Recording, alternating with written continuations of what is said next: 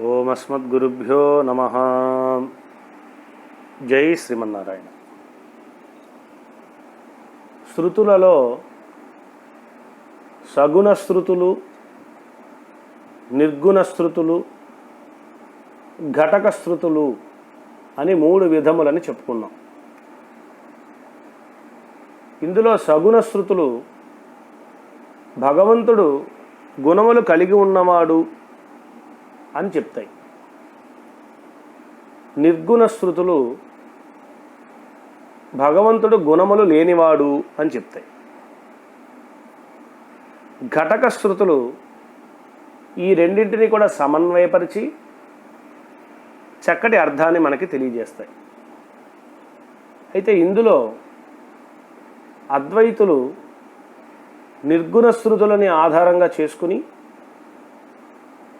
బ్రహ్మసత్యం జగత్మిథ్య, బ్రహ్మశబ్దం చే చెప్పబడే భగవంతుడు ఒక్కడే సత్యము,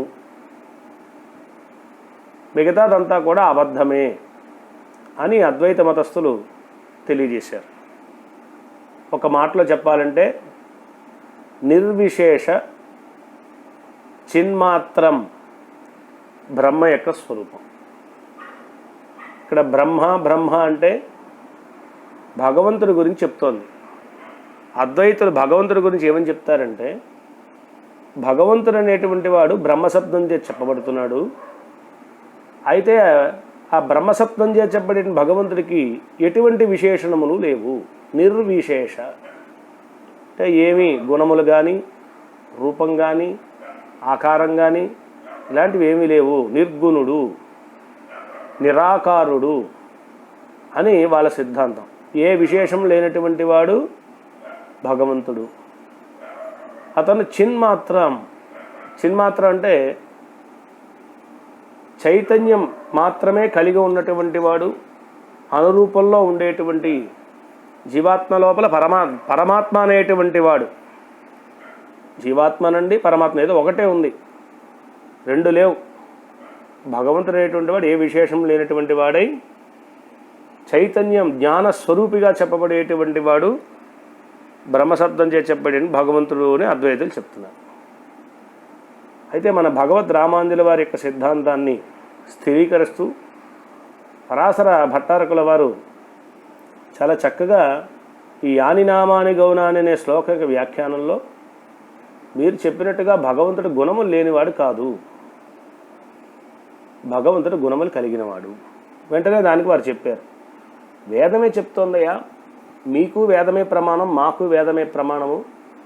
ఆ వేదమే భగవంతుడు అనేటువంటి వాడు గుణములు లేనటువంటి వాడు అని చెప్తోంది అని వాళ్ళు వాదించారు. దానికి పరాశర భట్టారకుల వారు చెప్తున్నారు, మీ యొక్క ఆలోచన పొరపాటు. భగవంతుడు గుణములు లేనివాడే, కానీ ఎట్లాంటి గుణములు లేనివాడు? హేయ గుణములు లేనివాడు. గుణములు కలిగినవాడు. ఎట్లాంటి గుణములు కలిగినవాడు? కళ్యాణ గుణములు కలిగినవాడు. ఈ విధంగా నిర్గుణ సగుణ శృతి వివరణ సందర్భంలో పరాశర భట్టారకుల వారు మన పూర్వాచార్యులైనటువంటి తత్వవేత్తలైనటువంటి నాథముని, యామునముని, రామానుజముని మొదలైనటువంటి పెద్దలు ఈ క్రింది విధంగా 2 విధములైనటువంటి వాక్యాలకి కూడా, అంటే నిగుణ శృతికి సద్గుణ శృతికి ఎటువంటి విరోధం లేకుండా కేవలం మీరు చెప్పినట్టుగా అద్వైతులు చెప్పినట్టుగా నిర్గుణ శృతి వాక్యాలను తీసుకుని సగుణ శృతి వాక్యాలు తీసుకోవడానికి వీలు లేదు, అంతా కూడా మిథ్య, అది ఉత్తరే మనకు తెలియడం గురించి చెప్పారు తప్ప అదేమీ లేవు. అంటే మనకు అర్థం కావాలి కాబట్టి భగవంతుడికి సంబంధించిన సౌశల్యం, సౌలభ్యం, దయ, వాత్సల్యం ఇవన్నీ చెప్పి ఆ తర్వాత ఇవేమీ లేవు, ఏమీ లేవంటే ఏమి లేవో చెప్పాలి కాబట్టి ఇవన్నీ చెప్పారు, అంతే తప్ప ఈ గుణాలు ఉన్నాయని కాదు అని వాళ్ళు వాదించడం మొదలుపెట్టారు.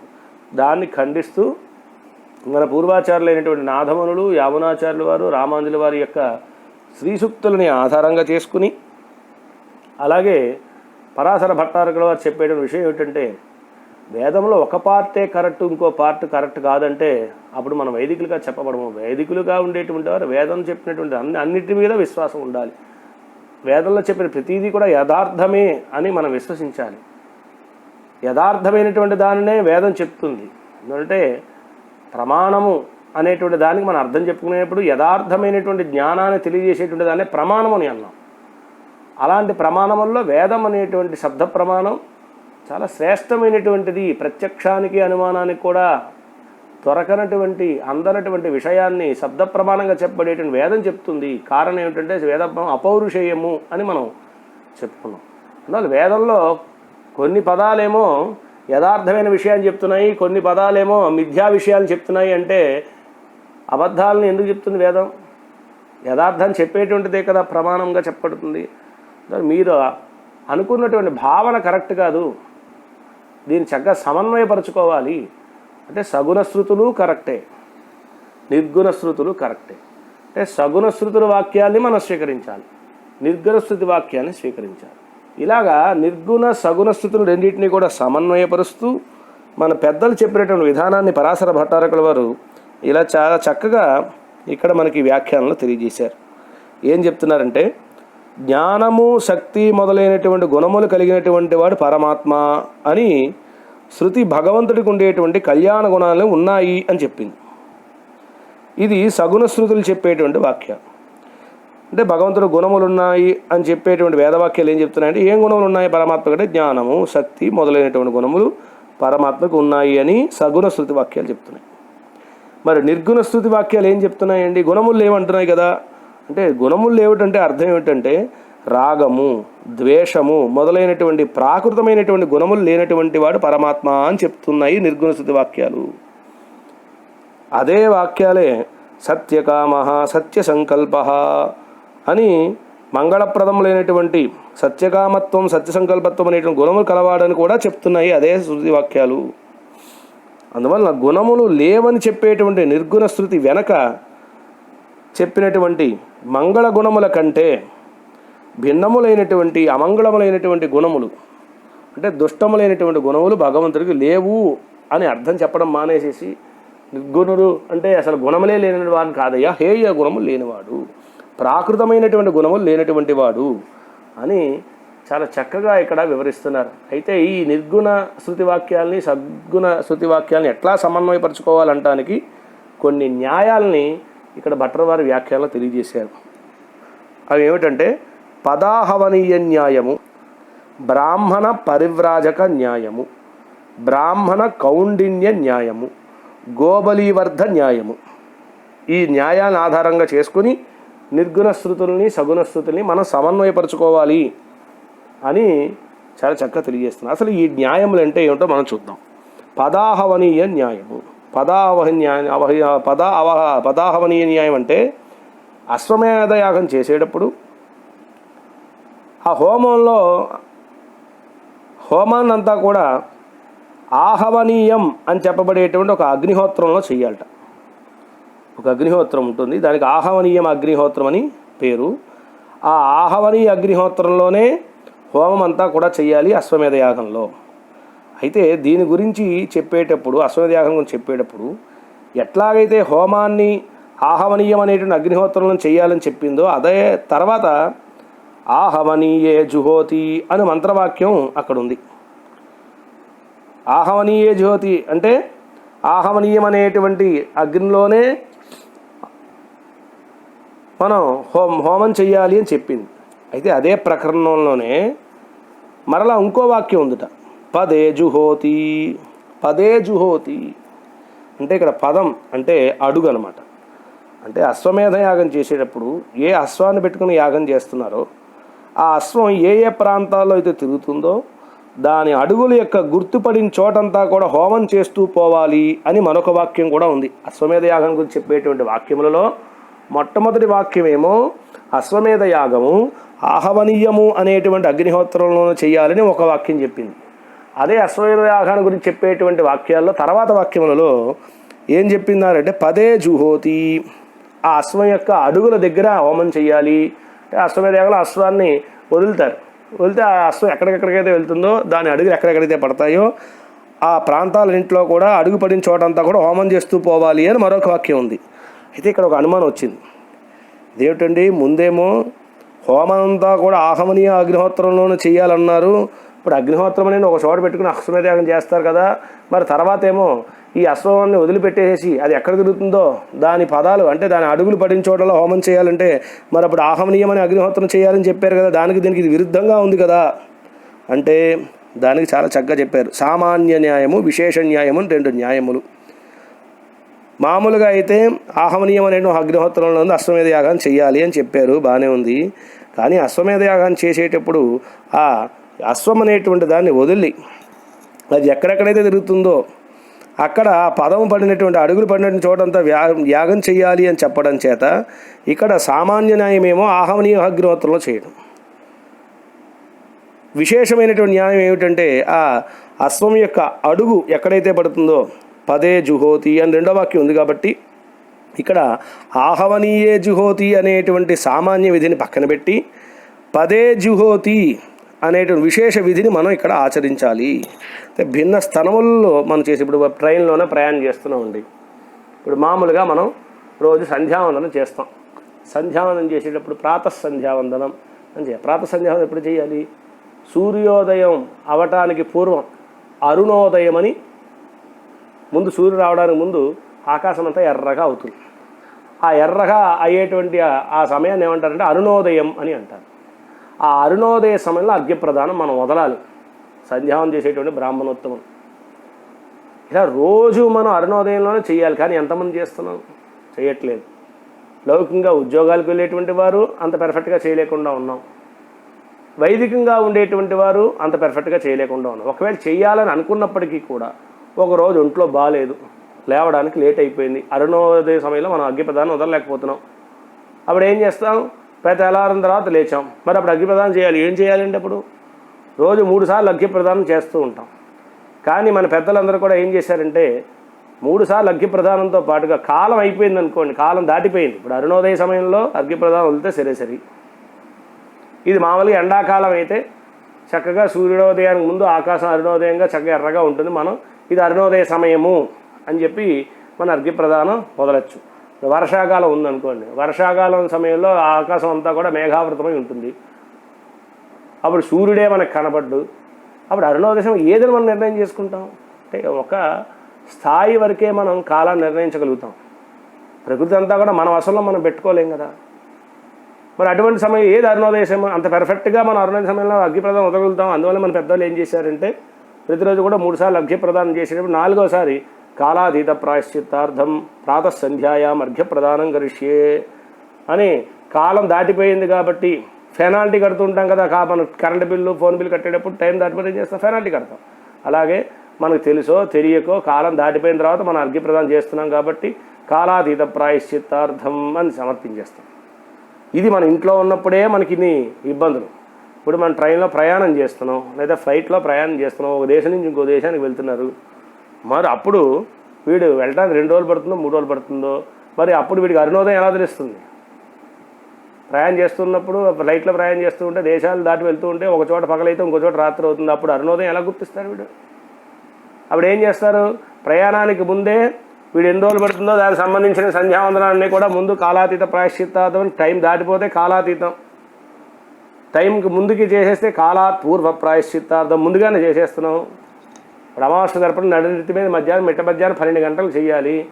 కానీ ఉద్యోగాలకు వెళ్ళేటువంటి వాడు అమావాస్య తర్పణం చేయడం 12 గంటలకు ఆఫీస్లో ఉండాలి. వాడు ఏం చేస్తున్నారు? తెల్లవారుజామున లేచి అప్పుడే ఏదో పొద్దున్నే సూర్యోదయం సమయం గబగబా చేసేసుకుని వెళ్తున్నారు. అంటే మొత్తానికి కర్మ మానేయకుండా దాని ప్రాయశ్చిత్తంగా కొన్ని కర్మలు చేసుకుని, అంటే వీలు లేకపోతే అలా చేయాలి.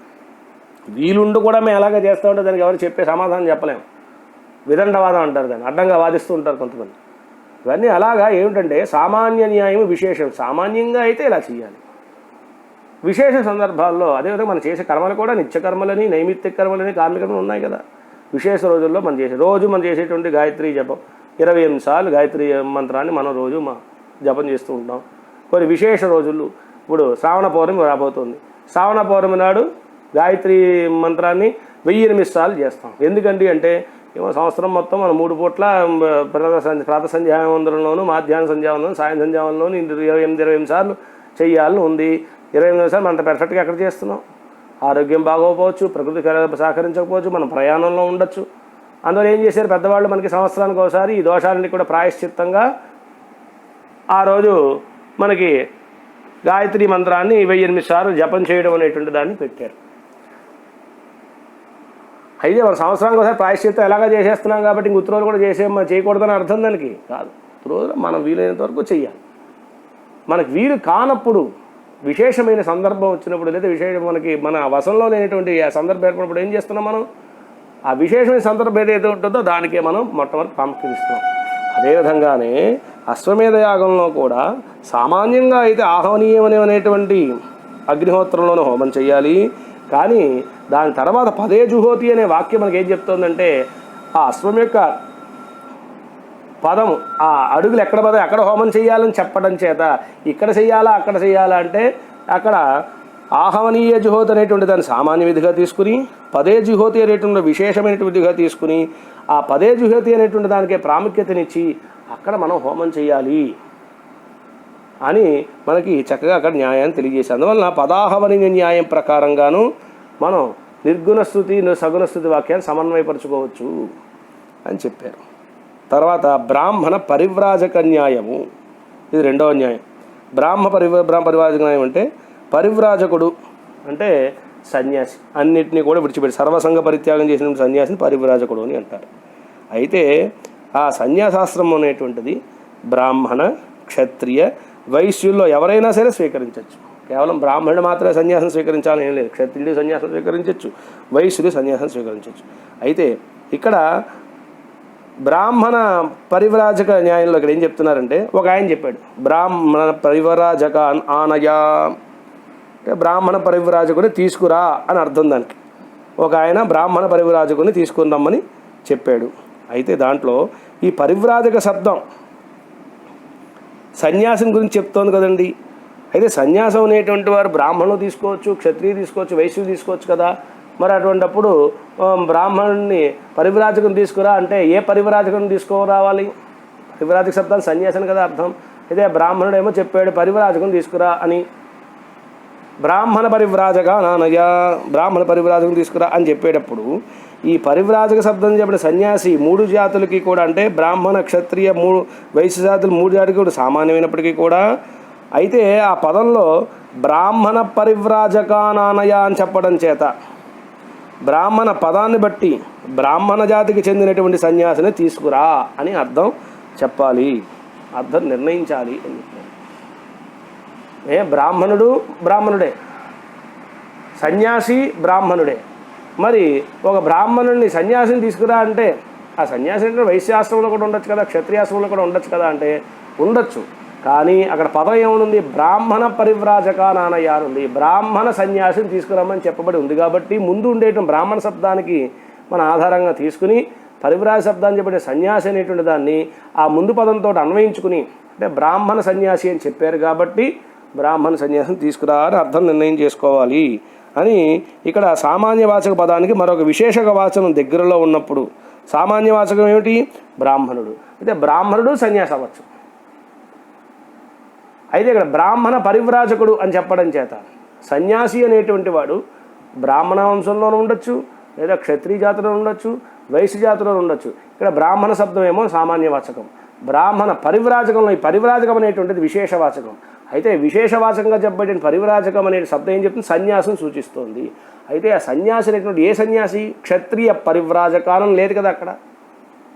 బ్రాహ్మణ అనేటువంటి శబ్దం ముందు ఉంది కాబట్టి ఆ సామాన్య విధికి ఈ విశేషమైనటువంటి దాన్ని కలుపుకొని, సామాన్యవాచకానికి విశేషవాచకాన్ని కలుపుకొని బ్రాహ్మణ సన్యాసం తీసుకురా అని మనం అర్థం తెలుసుకోవాలి అని బ్రాహ్మణ పరివ్రాజక న్యాయం మనకు చెప్తోంది. అదేవిధంగా ఇంకో న్యాయం బ్రాహ్మణ కౌండిన్య న్యాయము.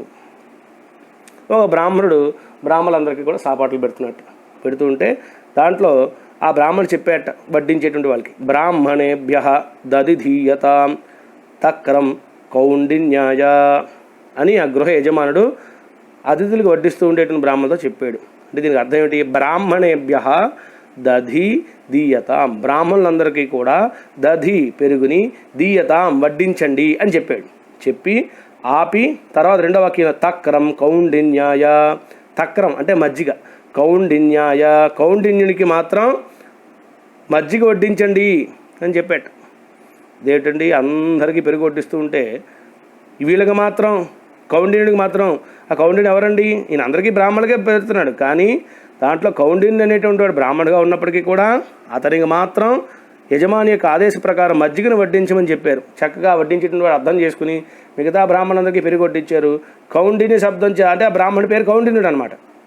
ఆ కౌండిన్యుడికి మజ్జిగ వడ్డించండి అని చెప్పగానే అతను కాస్త మజ్జిగ వడ్డించారు. అందులో దీనివల్ల 2 వాక్యాలకి కూడా న్యాయం చేయడం జరిగింది. మిగతా వాళ్ళందరూ బ్రాహ్మణులే, వాళ్ళకేం పెరుగు వడ్డించండి అన్నారు. కౌండిన్య అని పేరు ఉపదేశించడం చేత, ఆ బ్రాహ్మణ ఒక పేరు నిర్దేశించి చెప్పడం చేత, ఇంకా పలానా వారికి మజ్జిగ వడ్డించు అని చెప్పడం చేత రెండిటికీ కూడా అక్కడ అర్థం సరిపోయింది. మొదటి బ్రాహ్మణులకేమో పెరుగును వడ్డించడం అయింది, కౌండిన్యుడు అని పేరు కలిగినటువంటి బ్రాహ్మణుడని చెప్పలేదు, అక్కడ కౌండిన్యుని చెప్పాడు. కానీ అక్కడ వచ్చిన వాళ్ళు అందరూ బ్రాహ్మణులే కాబట్టి ప్రత్యేకంగా కౌండిన్యుడు అని చెప్పాడు కాబట్టి, ఆ కౌండిన్యుని పేరు కలిగిన బ్రాహ్మణుడు అక్కడ ఉన్నాడు కాబట్టి అతనికి మజ్జిగని కాస్త వడ్డించాడు. అందువల్ల ఈ 2 వాక్యాలకు కూడా సార్థక్యం అనేటువంటి ఏర్పడింది. దీన్ని బ్రాహ్మణ కౌండిన్య న్యాయము అని అంటారు.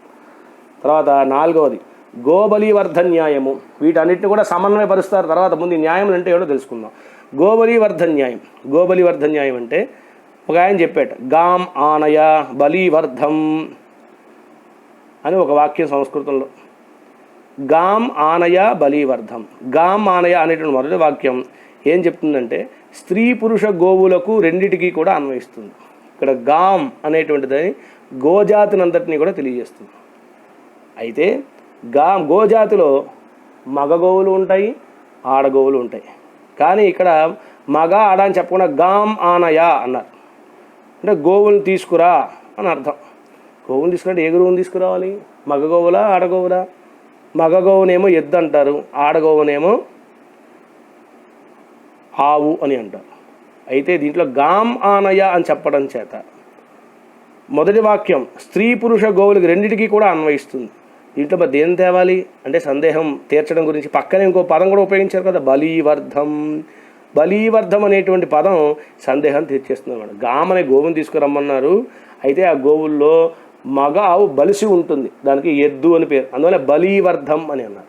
గామానయాన్ని మాత్రమే చదివితే మనకి గోవుని తీసుకురా అని అర్థం, ఏ గోవుని తీసుకురావో తెలియదు. కానీ పక్కన బలీవర్ధం అనే పదం ఉండడం చేత గాం అనేటువంటి శబ్దం గోజాతిని తెలియజేయడానికి కూడా బలీవర్ధం అనేటువంటిది బలిసినటువంటిది, బలంగా ఉన్నటువంటిది అని చెప్పడం చేత, ఎద్దే కదా బలంగా ఉంటుంది ఆవు కన్నా. అందువలన ఇక్కడ అర్థం ఏంటంటే గోజాతిలో బలంతో కూడి ఉన్నటువంటి మగ ఆవుగా చెప్పడేటువంటి గోవుని తీసుకురమ్మని అర్థం చేసుకోవాలి.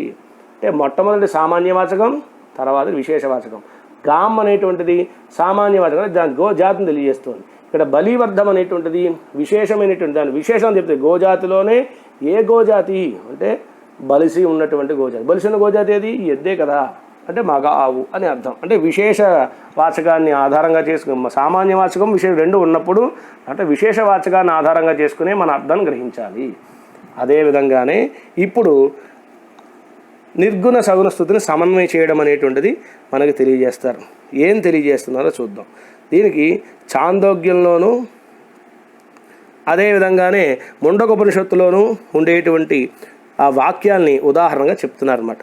అయితే దీంట్లో మొట్టమొదటిగా చాందోగ్యం చెప్తోంది. చాందోగ్యంలో ఉండేటువంటి వాక్యం ఏమిటంటే పరమాత్మక స్వరూపాన్ని చెప్తోంది, బ్రహ్మస్వరూపాన్ని. అపహ తపాత్మ విజర విమృత్యు విశోక విజిఘత్స అపిపాస సత్యకామ సత్య సంకల్ప.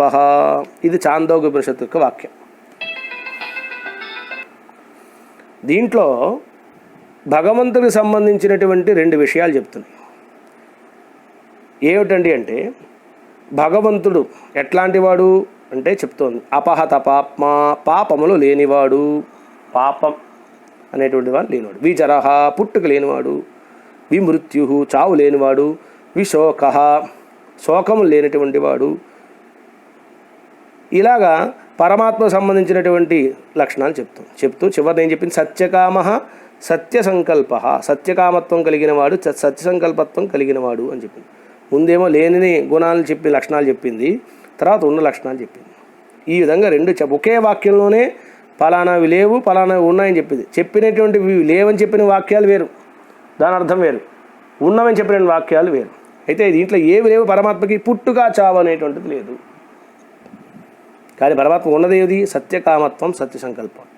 ఇది ఒకే వాక్యంలో కొన్ని లేవని చెప్పింది, కొన్ని ఉన్నాయని చెప్పింది. చెప్తే రెండు ఒకటే అయితే, ఒకే విషయాన్ని చెప్తే, ఒకటి లేవని చెప్పి ఒకటి దాన్నే మరలా ఉన్నాయని చెప్తే పరస్పర విరుద్ధం అవుతాయి. కానీ ముందు చెప్పినటువంటి ఏమిటి, పరమాత్మకు ఉండేటువంటి లక్షణాలు చెప్పేటప్పుడు ఇది ఇట్లాంటి పాపములు అనేటువంటి పరమాత్మకు లేవు, పాప లక్షణములు లేవు, పుట్టుక అనేటువంటి కర్మానుగుణమైనటువంటి పుట్టుక లేదు అని చెప్పింది. పుట్టుక లేకపోవడం ఏంటంటే కృష్ణుడిగా రాముడిగా పుట్టాడు కదా అండి. పుట్టుక లేకపోవడం అంటే కర్మానుగుణమైనటువంటి పుట్టుక లేడు అని అర్థం, కర్మానుగుణమైనటువంటి చావు లేదు అని అర్థం. మనం అపహత పాప పాపం లేనివాడంటే పుణ్యం ఉన్నవాడా అంటే, అసలు కర్మ అనేటువంటిది అంటే అర్థం ఏంటి, పుణ్యం పాపం రెండు కలిపిందే కదా కర్మ. అందులో కర్మ సంబంధమే లేనటువంటి వాడు సాక్షాత్ పరమాత్మ. మరి ఏముంటుందండి పరమాత్మకి, మనం కర్మానుగుణంగా పుడతాం. మరి ఆయన ఏ విధంగా పుడతాడు అంటే ఆయన తన యొక్క సంకల్పంతో పుడతాడు, తనకు ఉండేటువంటి సత్య కామత్వంతో సత్య సంకల్పంతో పరమాత్మ పుడతాడు. అంటే ఆయనకి లేనటువంటి విషయాలు చెప్పి ఆయనకు ఉన్నటువంటి విషయాలు ఒకే వాక్యంలోనే మనకి తెలియజేశారు. దీంట్లో విశేషమైనటువంటి సత్యకామం సత్సంకల్పత్వం. సామాన్యమైన విషయం ఏంటంటే సామాన్యమైన అందరికీ ఉన్నట్టుగా లౌకిక పుట్టుక ఆయనకి లేదు, లౌకికమైన చావు ఆయనకి లేదు. అదేవిధంగానే లౌకికమైనటువంటి అందరూ పడుతున్న దుఃఖం అనేటువంటిది పరమాత్మకు లేనటువంటి వాడు. అవికారాయ శుద్ధాయ నిత్యాయ పరమాత్మనే, మార్పు లేనివాడు, పరిశుద్ధమైనటువంటి వాడు, నిత్యమైనటువంటి వాడు సాక్షాత్ పరమాత్మ అని విష్ణుదాసనం శ్లోకం అని తెలియజేస్తుంది కదా. ఈ విధంగా చాందోగ్యోపనిషత్తులో ఈ వాక్యం ఒకే వాక్యంలోనే కొన్ని లేవు కొన్ని ఉన్నాయని చెప్పి, కొన్ని లక్షణాలు లేవని చెప్పింది, కొన్ని లక్షణాలు ఉన్నాయని చెప్పింది. అయితే లౌకికమైనటువంటి లక్షణాలు పరమాత్మకి లేవు, ప్రాకృతమైన లక్షణాలు లేవు, ప్రాకృతమైనటువంటి పుట్టుక, ప్రాకృతమైనటువంటి చావు, ప్రాకృతమైనటువంటి శోకం పరమాత్మకి లేదని చెప్పి పరమాత్మకు ఉండేటువంటి విశేషమైన లక్షణం ఏమిటండి అంటే సత్యకామత్వము సత్య సంకల్పత్వము అని చెప్పారు. ఇంకొక ఉదాహరణ తెలియజేశారు, దాన్ని మనం రేపు చెప్పుకుందాం. జై శ్రీమన్నారాయణ.